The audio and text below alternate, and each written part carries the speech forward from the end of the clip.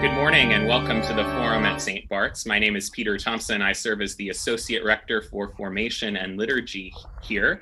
And it's my delight to welcome you to this conversation about spirituals as we begin Black History Month. We're very honored to have with us two of the foremost authorities on the subject, Dr. Anton Armstrong and Dr. André Thomas.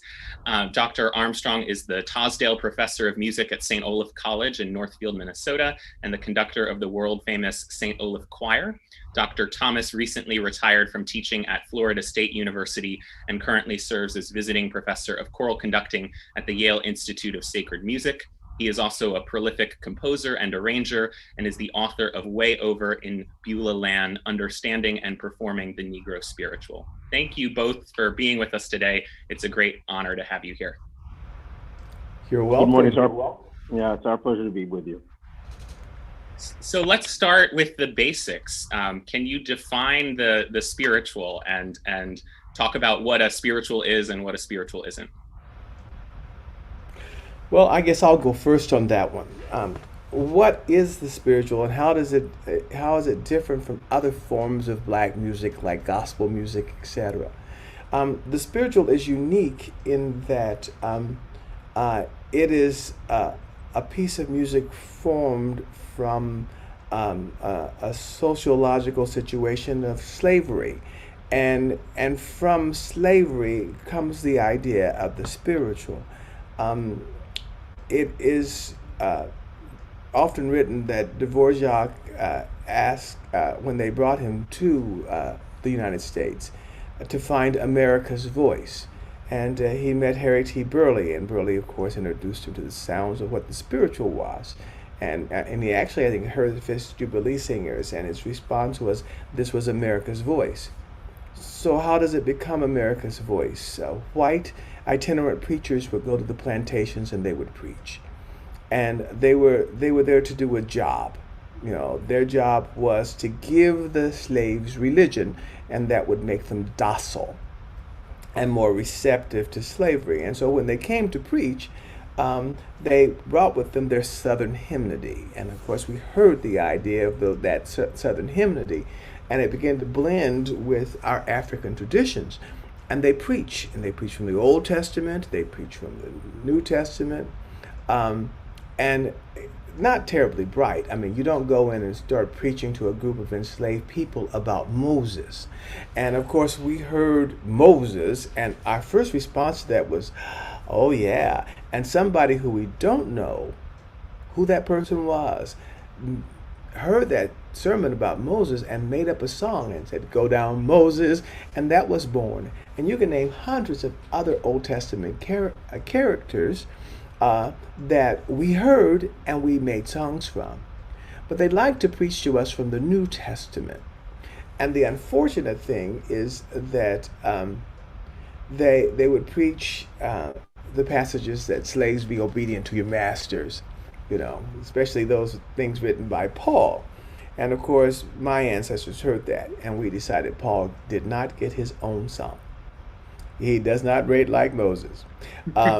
We acknowledge the fact that Paul was a great preacher, and so he gets a line in, if you cannot sing like an angel, if you cannot preach like Paul, that's it. And the other line he gets is, Paul and Silas were in jail. And we thought that's all that Paul actually needs.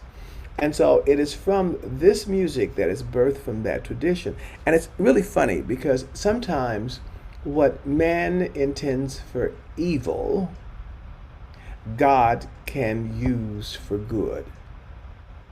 And I think that's what happened for us, because the Christianity that was given to us, our response to it, managed to be one of the primary tools to help us survive being enslaved.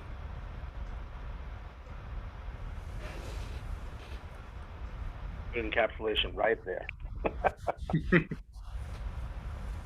Since this is, oh, go ahead, Dr. Armstrong. No, I would just add to that what Dr. Thomas just gave you, I think, an exquisite introduction to that, and what we know now, and what we often find ourselves using in our worship life, in our concert life, are the things that the transcription of these songs that were initially orally transmitted. And then with people like Harold Burleigh, the John Work, those who were part of the early movement of the Fitzgerald Blues Singers, they started to transcribe and write these spirituals down in a version other people could perform. And then they have made their way into our choral repertoire, into our hymnody, and then we have them now to share with people. But he gave you a beautiful background introduction to that. I think one of the things, as Dr. Armstrong was talking, Harry T. Burleigh was the first to set the spiritual for the solo voice. And so we have the solo settings, and then we have the concert spiritual settings. And people often say, I want to do it authentically, you know. Well, any kind of folk music, once it's transcribed into something, is not quite authentic. Okay?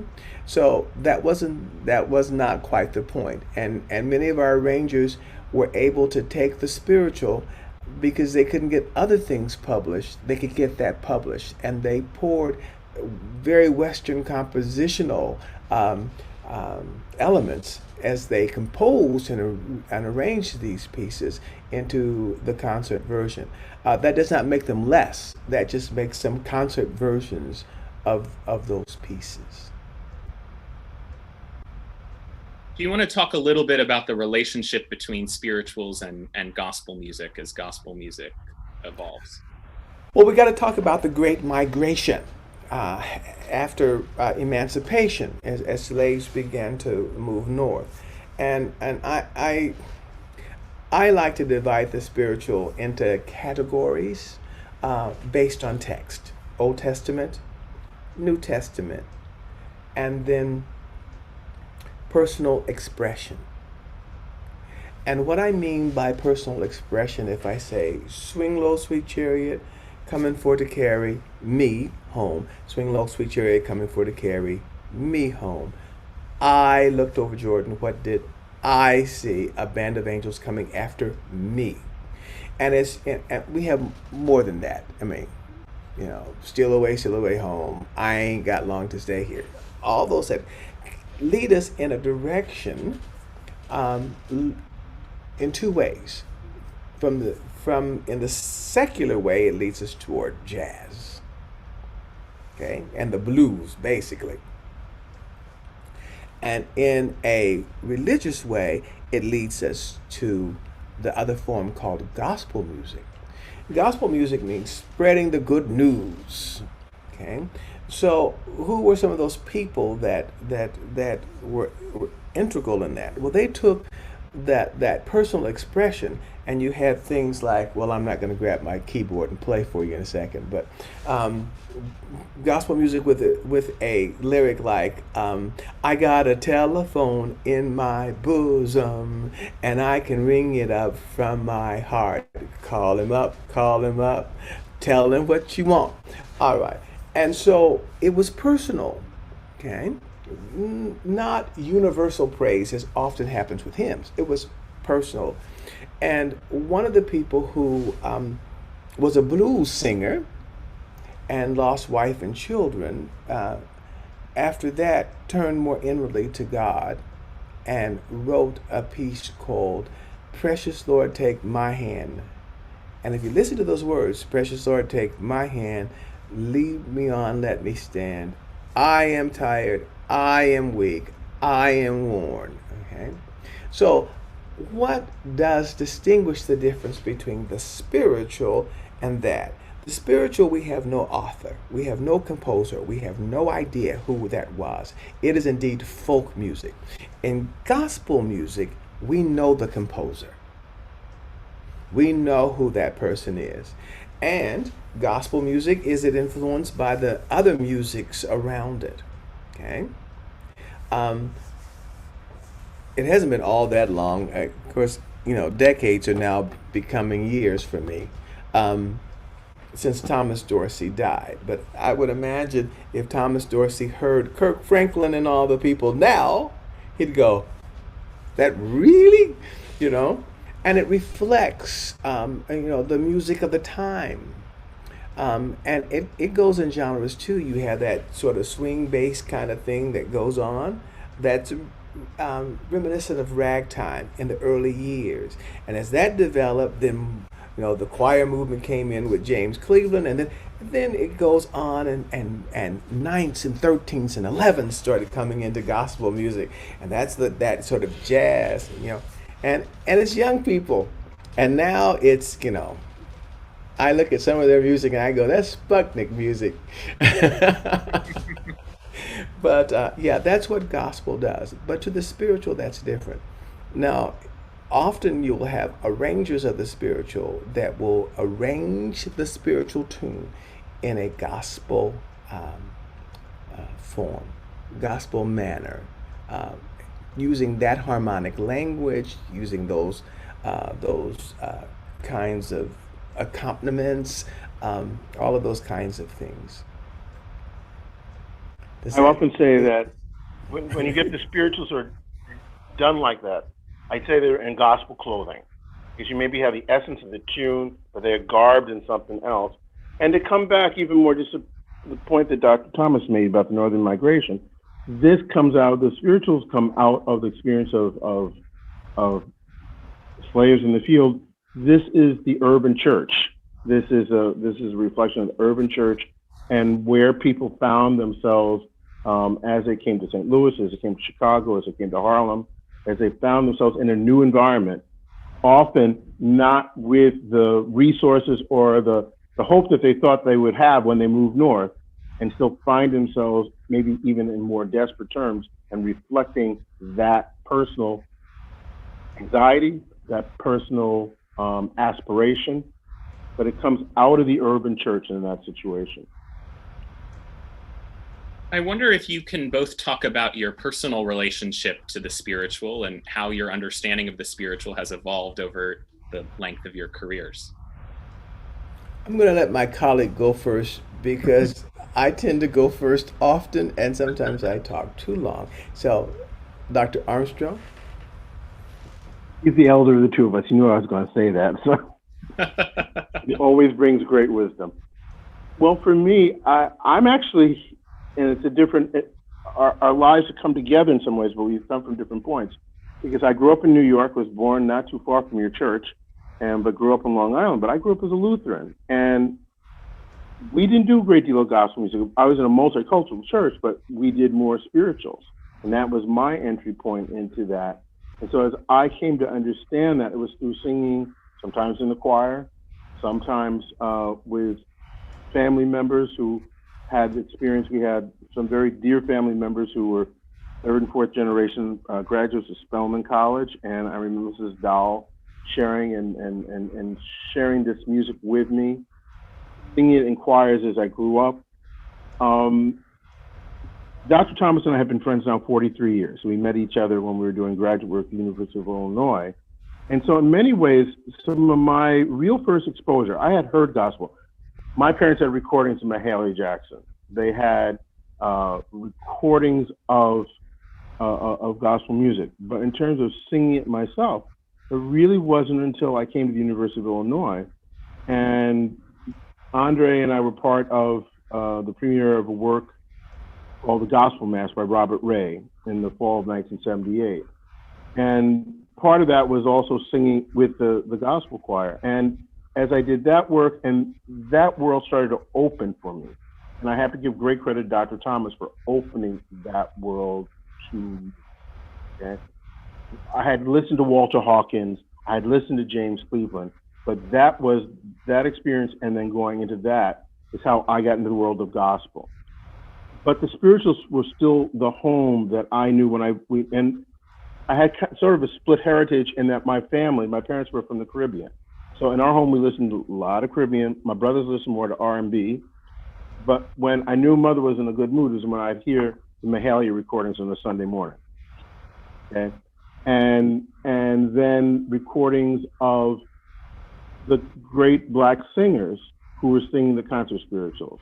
So Miss Anderson, Marian Anderson, Paul Robeson, Roland Hayes, and then Leontine Price, William Warfield, down the line. Those were my entry points into the spiritual and trying to understand more and more. And as our friendship has grown, And as I found myself in teaching in primarily white institutions, Calvin College for 10 years and now 31 years at St. Olaf, what could I share with those communities in terms of my culture and my background? And so my exploration of the spiritual has been to share, and that while it comes out of a group of human beings that have so often been derided, it is a way of understanding Black Americans and the strength and the nobility of the African American race. And that is how I try to use that to energize, to educate, to make more compassionate the students and the audiences that I have a chance to share my music with. He's so elegant. I think probably I came to the spiritual sort of through the back door. I grew up in church, in the Black church, and of course, in the early stages of the Black church, we had our anthems, and we'd sing a little bit of the spiritual, mostly gospel music. I also grew up in a segregated environment. I integrated 2 schools. And of course, in that integration of those schools, you went to the choral room. And the good choral director, bless her heart, and she was a wonderful person, and I loved her dearly. But she started off with Dawson's piece. Soon we'll be done with the troubles of the world, the troubles of the world, the troubles of the world soon. And I'm going, oh. You know, I was at South High School. Our school song was Dixie. And now I got to go to the choir room and hear soon we'll be done with the troubles of the world. And then she looked over and she says, why don't you take that solo there, Andre? And I said, there's no solo there. And she said, you know how you guys do. And I went, I hate this music. That also led to me only having 2 years of high school. And so by the time I got to the university, I had just turned 17 years old, and we had a guest who came in to see us, to work with us. The first week it was Charles Hurt, who was the director of choral activities. And we did Song of Democracy that week with him. And then in walks this little Black man that I didn't really know.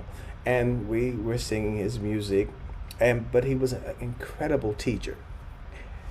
Good teachers watch behavior. You know, they don't read their lecture notes and never look up. They look into eyes and see if people are comprehending and what are they thinking. And this man was a master. And so at the break, he said, son, let's go for a little walk. And he said, you don't like this music very much, it seems like. I said, no, sir, you're right. I hate this music. And he said, what do you hate about it? And I went on to go, soon it would be done with the troubles of the world. And he said, that's not my piece, that's Dawson's piece. And as a cocky young man, I said, well, yours is not much better.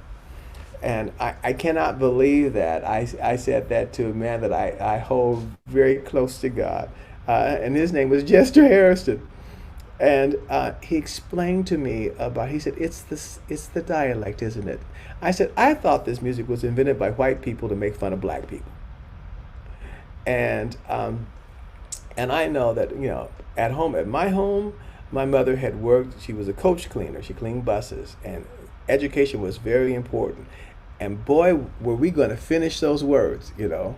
And she did it in the old-fashioned way, you know. She'd say, you better talk proper, boy. And I went, yes, ma'am. And so, you know, if I walked up and said, soon we'll be done with the world, mama, I probably would have had about 10 spankings. But he explained dialect to me, and he talked about in all of the tribes in Africa, there is no th sound. And I went, oh, he said, so you know, your ancestors simply accommodated. And I went, wow, okay. You know, roll the clock forward. And I'm conducting the National Youth Choir of Taiwan. And I'm doing a gospel piece called Worthy to be Praised. I worked hours and hours saying, put tongue between the teeth and go, worthy. And if you get the recording, it's still that you hear, he's worthy to be praised. Yeah.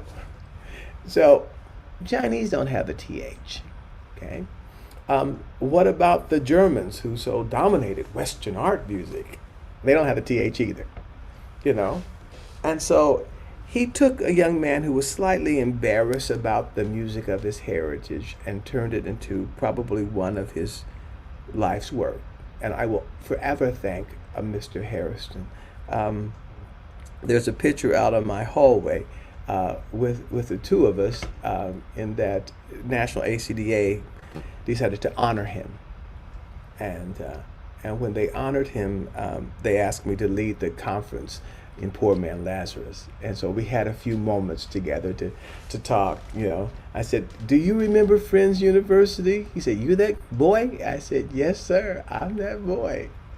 And I will forever be grateful for him for so many reasons. Not only for giving me an understanding of my culture, of my past, and taking away the embarrassment about that music and making it a source of pride.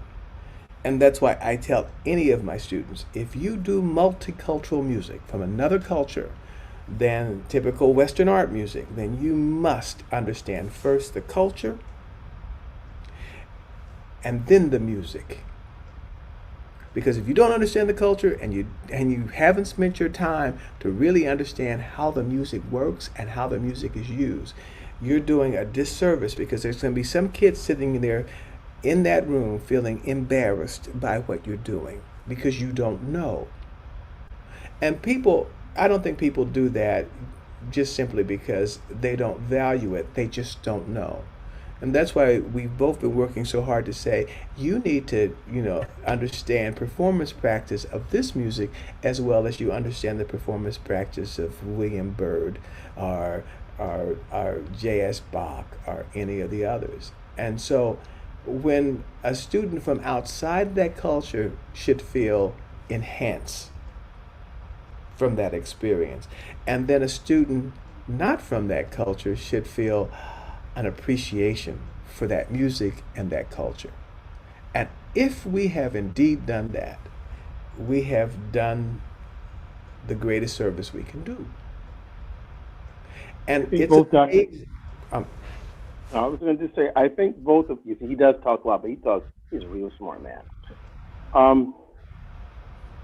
Let me just put it from this perspective, because so often introducing these spirituals, often, at least with singers, not just at the colleges where I've taught, but as we both have done all-state choirs and community choirs, and we go abroad, when people look at American music, when the average person looks at American music, they're not looking at Bernstein and Copland. They'll come back and they will say the Negro spirituals. He and I have shared this music literally around the world. And when people ask for American music, that's what they come back to. And it's because it is the human expression. Right now, we're going through a period of time in choral performance, music education, life of the church, where we get into these issues of cultural appropriation. But Dr. Thomas has just spoken about, I think there's positive and respectful cultural appropriation, and there's negative. And if you do what Dr. Thomas just suggested about actually studying the same way you would, something comes out of a Eurocentric background, you do the same thing with music out of that background, then you start to pay, as he has often says, homage to that culture, to those people. I remember taking single choir to New Zealand in 1997, and we had to gain permission from Maori tribes to do some of that music. And we got permission to have the person who created a concert version of one of these folk songs. But when we were in a Maori village outside of Auckland, and the choir just started gathering one of the little centers of the village, the woman looked at me and she said, "Are you their chief?" So she says, "Are you their chief?" I said, "I guess I am." And then she said, and I always remember this goes back to what André was saying, "You know our music.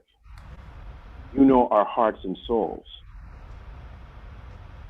And I think as we do this, and especially as the spiritual often becomes the more accessible way of encountering African American culture, especially in a worship setting, to do that, to understand it, to understand the meanings. André gave you his theory. I'm also very influenced. I met Jester Harrison later in my life, mostly about 15 years later. But he had come to Michigan when I was still living there, and he did what I might call lecture concert, because when he would lead his concerts, often he would sit and tell the story of the spirituals, and he would tell the background of the spirituals, and then he would have the choir sing, and that's what happened in this case. And I remember saying, where'd you get that? Well, he actually had a whole album, DVD, or it was a VHS in those days, made of this. And I've been influenced by his categorization, so that he would look at some of the spirituals and tell you in terms of what he saw as teaching spirituals, religious teaching spirituals, what he saw as the freedom spirituals, what he talked about as the coded and the telegraph spirituals. And Dr. Thomas alluded to those. And that's been another way of helping students and performers, I think, better understand, or congregation members as they sing a piece like that. Sometimes the coded messages in those pieces. Dr. Thomas's first spiritual that people know is maybe still one of the best known, is "Keep Your Lamps," and it's from the parable of the 10 virgins. But it's often now used. For instance, my very first year, I used it in the Single Christmas Festival. Nothing like that had been done at Christmas Festival before, But the other choirs marched into Gregorian chants, and the Single Choir, the drums started going back the hall, and they came marching down, and "Keep Your Lamps."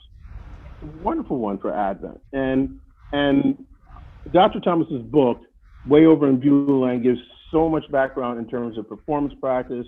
His index at the end, the appendix at the end, is an incredible compilation of spiritual settings and arrangements. We have had another colleague, Eileen Southern. André, take Eileen Gunter. Right there. Yeah. Just hold them up so that folks can see. In their own words is Dr. Eileen Gunther's book, and she goes into the here we go. Textual, yeah. She goes into the textual and often the biblical references that are part of that. And between those two, hold your book up too, thank you. Between those two books, I would say to anybody, not just a musician, but people who want to better understand how to sing, how to interpret. This is logos. And there are more and more articles being written. But I think when we do these pieces, not just to do them during Black History Month, we sing them throughout the year, and as they become songs in our heart. André and I have a mentor that we knew as adults. We didn't sit in a formal classroom often with her, but her name was Helen Kemp. And she often said her mantra was body, mind, spirit, voice. It takes a whole person to sing and rejoice. But in a lecture she gave in 1999, she said, we are always responsible for the seeds that we plant in the souls of people, and that we plant them in the right way, in the loving way.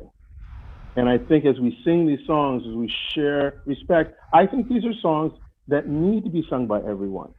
But we have to understand, as André said, the Africans put into slavery were not ignorant people. The fact that they could learn a language that many of them were never taught, they learned through their own intelligence, and they figured out, as André said, we don't need to be patterned.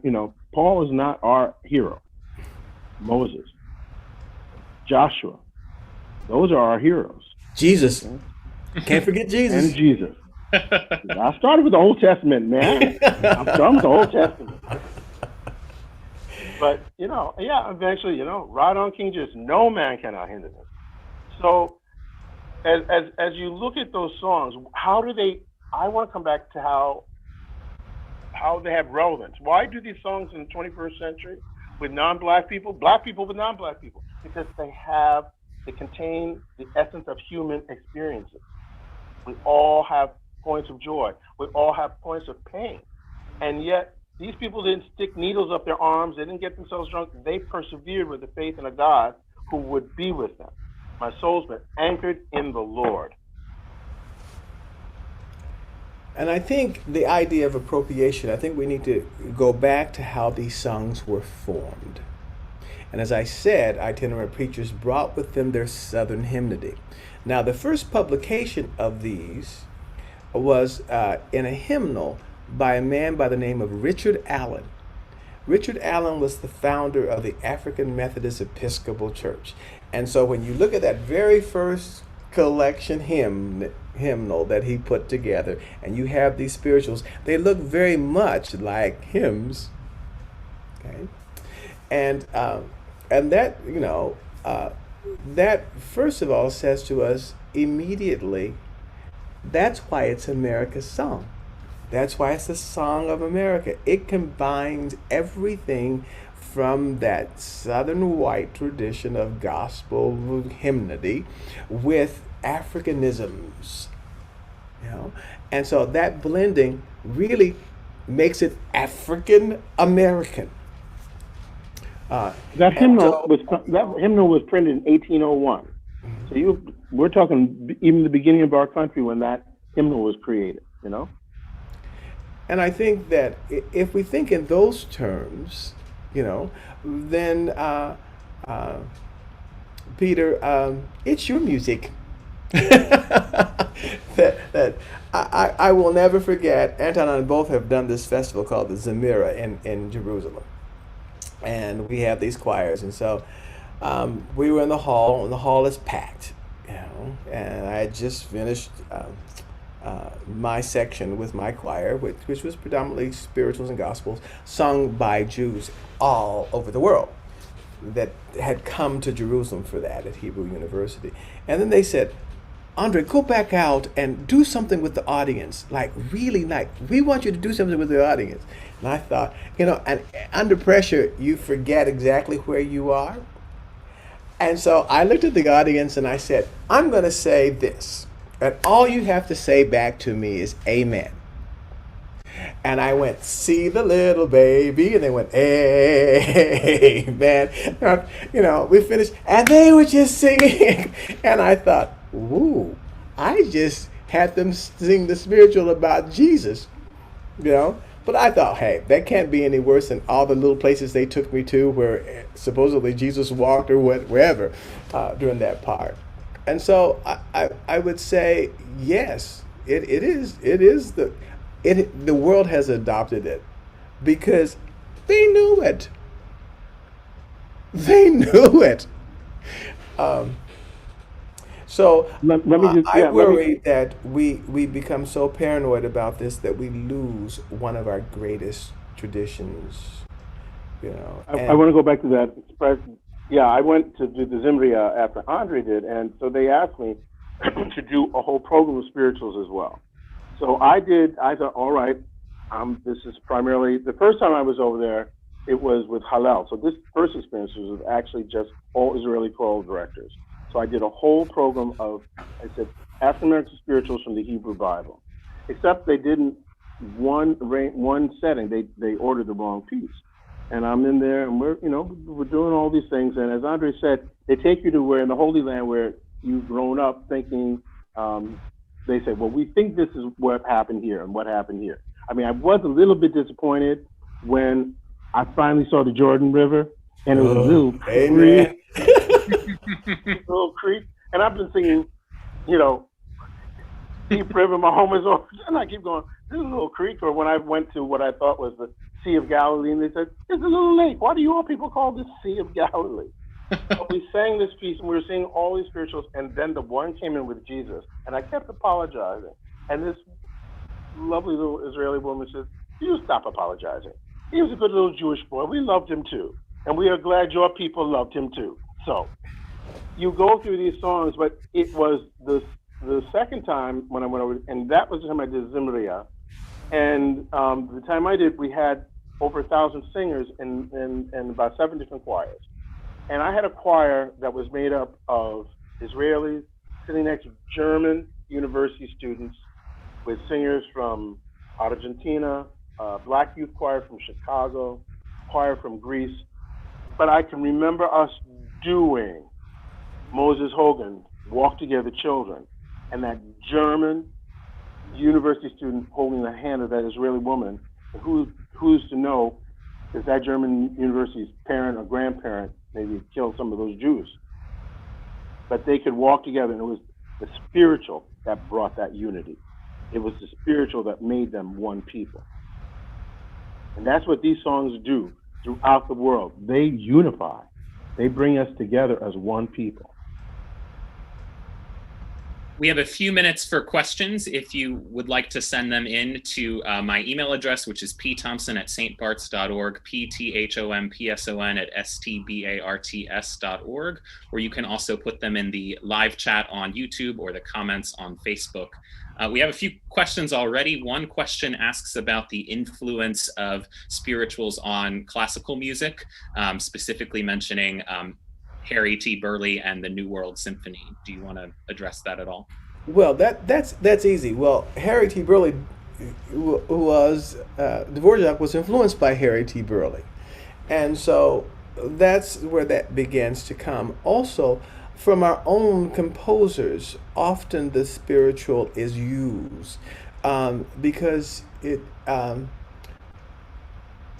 And in those cases, it is a seed in the compositional process. It is not the whole thing. It is a seed in the compositional process, and that is not unusual at all.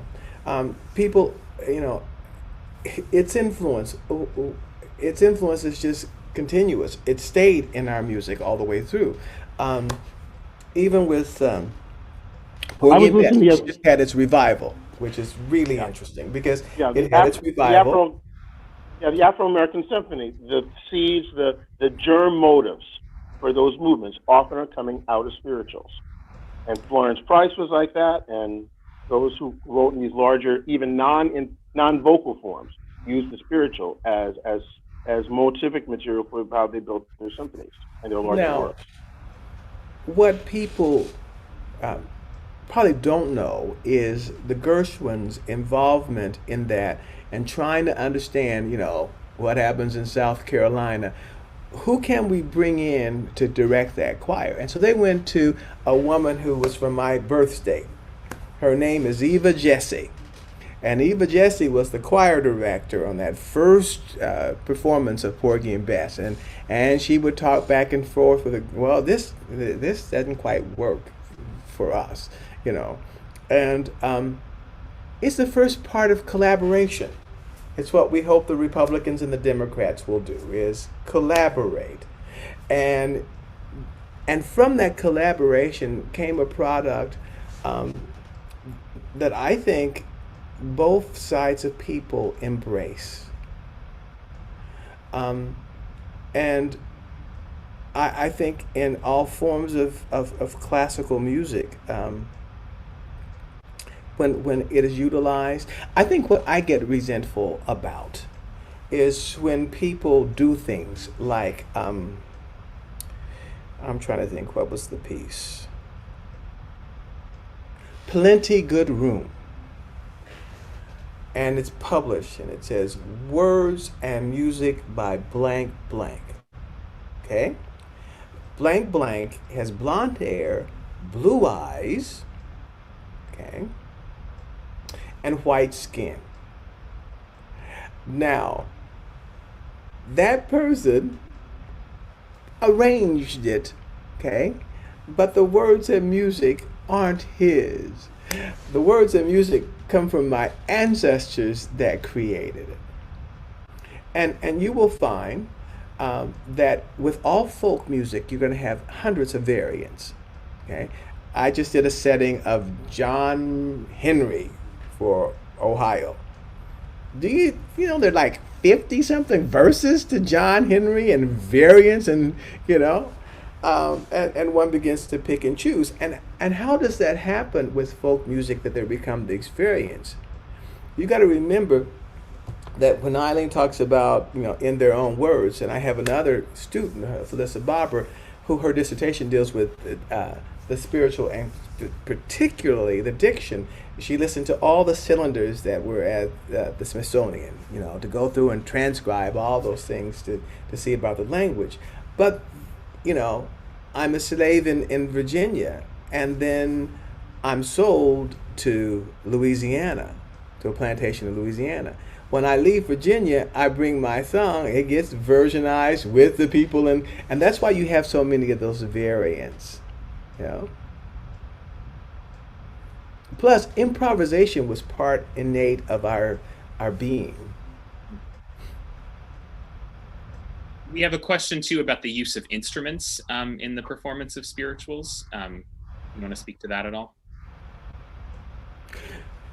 Go ahead, sir. No, you go. I mean, you're the composer, so start. Well, why don't you know? What I would say to you is ask you why in some of your arrangements you have used piano. There were not pianos out in the fields, but why use pianos? Why, especially when we know that sometimes drums are even forbidden because they were seen as a way of communication, but why you chose and why others of our colleagues have done that? Well, like most things, people don't tend to agree on everything. And my other mentor was a man by the name of William Dawson. You know, I never told him I always made fun of Sooner We'll Be Done with the Troubles of the World, but he became one of my mentors. And I had published Keep Your Lamps. And Mr. Dawson came up and he said, "Son," I said, "Yes, sir." He said, "Your music's all right, but it just don't have enough counterpoint in it." And I said, "Well, Mr. Dawson, do you really believe the slaves were singing in the field in fugue?"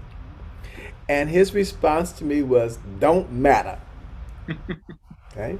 And then the second piece came out, When the Trumpet Sounds, and that had piano.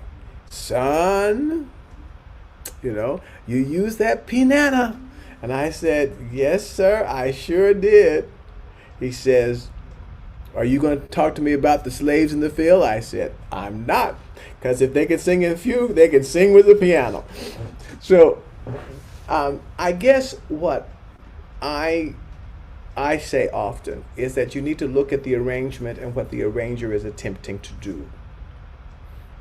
It's the same way it's the same way with your standard composers, when not standard composers, but the old guys like Copland, Bernstein, as they begin to integrate styles of music from jazz, from it is stylized and utilized. And I said it will depend on what the actual spiritual is doing. I recently did with the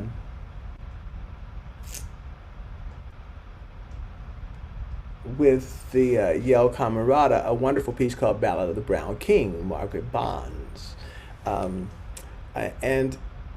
it's funny because in that piece you clearly hear the 50s colors.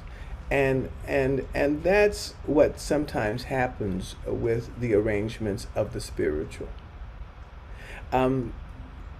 Harry T. Burley, as I said it for solo voice. I just heard Lawrence Brownlee in a performance with Damian Sneed. Damian Sneed has written all of these arrangements, and they are definitely for Lawrence Brownlee, guys. The range of that singer is just unbelievable. But you should hear the piano parts on those. Those are incredible. If I could add this, and André comes as an incredible pianist and also as an incredible composer. I would also say that sometimes for me, this is not so much in piano, is that one of the reasons I've always admired André's writing is that he still understands the simplicity of the slave song that has to be present. And sometimes both with African American, but especially with non-African American arrangers and composers, they throw everything into the kitchen sink in those spirituals, and we lose the essence of the songs. And so, it's interesting because Peter, if you remember that Harry Burleigh was a paid soloist in St. George's Episcopal Church in New York, and often he was writing this music initially for his being able to sing those in that very proper setting of New York. People don't know about some of his own settings that he used also. He was sang in synagogues in New York, and he would transcribe some of these songs to be sung, several of these songs to be sung in Hebrew in those settings. So as Dr. Thomas is saying, you're influenced by your culture, the times in which you're doing, but I think we also I think for me, to pay proper homage is that there needs to be a difference. As I say, you can sometimes put these spirituals in gospel garb and gospel clothing, but that the essence of that song, and when it does come out of African song, it's the rhythm and the melody that are paramount. The harmony often is because in African song you had individual melodies layered on top of each other, and that created the harmony. But I think for me, and maybe I'm just showing my age at this point, less is more. And it's one of the reasons I very much appreciate what Dr. Thomas has done. I think in his time, Moses, he left us too long, but Moses Hogan was doing many of those same things. And why I still like doing some of the foundational spirituals of Dawson and Harrison and Hall Johnson, you know. And Nathaniel Dett. Oh yeah. Oh yeah. But you know, and the works. Yeah. I would say you also have to remember that not all arrangements are great arrangements, and some people have never had an arranging class. So basically, they don't understand in any folk music that the melody is the center. Now, in this book is also Alice Parker. You can't talk about spirituals without the Parker Shaw arrangements, and she was saying that her first set of arrangements, because Robert had finally gotten permission to do that first recording of these songs, and RCA said no at first. They said, yeah, nobody's going to buy a recording with all these Negro songs on it. So he got Alice to start writing, and her first stuff that she submitted to Shaw, he said, no, go back, find the melody, because what she did was to pour all of her compositional lessons from Juilliard into it, and it became so convoluted that the melody of what it was lost. And even to this day, melody is her thing and she begins to arrange spirituals, hymnody, anything that she's arranging, that it becomes, and I'm going back to John Henry again.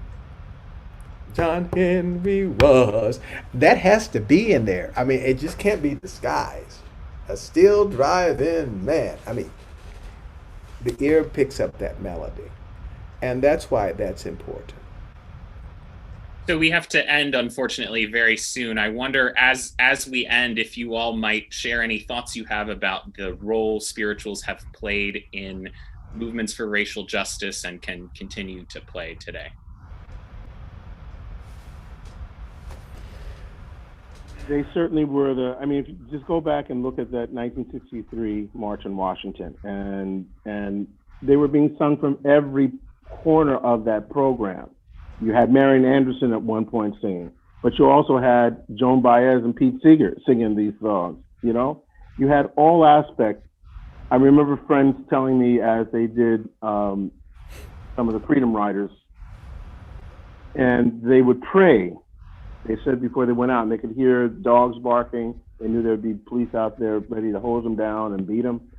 But what gave them courage was singing, and it often were those spirituals that they were singing. And I think in the 21st century, I don't live that far. I live 35 minutes south of where Mr. Floyd was murdered this past May. And I went up several days afterwards, and there'd be all types of singing and music going on. But I remember 3 of the times I went up, at one point, there had been R&B and there, everything, and there was rap going on. At one point in each of those visits, somebody started singing. And it wasn't gospel. They started singing one of the spiritual. And that really took me back. And people just started singing. They would just start singing together. So they're very much a present source of comfort, a source of strength, a couple times.